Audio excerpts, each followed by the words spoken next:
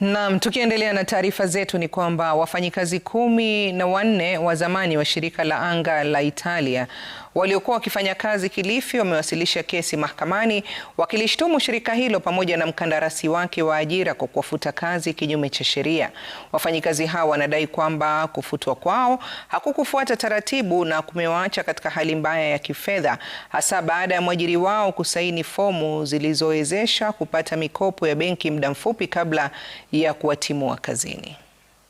Hiyo mishahara yote toka tufutwe mpaka sasa tupewe wenyewe, na kama pengine mwajiri ataamua kuturegesha kazini, ama koti litamua mwajiri aturegeshe kazini, hii miezi yote ambayo tulifanyia kazi tuliomba kule kotini kwamba tulipwe hiyo mishahara.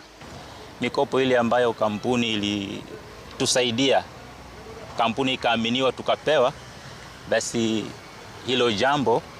liangaliwe, na pia pesa zile ambazo pengine tungepewa kwa kufanya kazi miaka ile tulifanya pia zilipwe. Ikiwezekana tupate pesa zetu zote, tupate pesa zetu, tupate pesa za miaka ile mikopo, kwa sababu sisi tulikuwa tuna service mikopo na hatukukataa, lakini management ambayo imefanya MOU na bank halafu haikufuata ile sheria, basi itulipia ile mikopo ili sisi nasi tupate ile haki yetu. Kwingineko tunaarifiwa kwamba wizara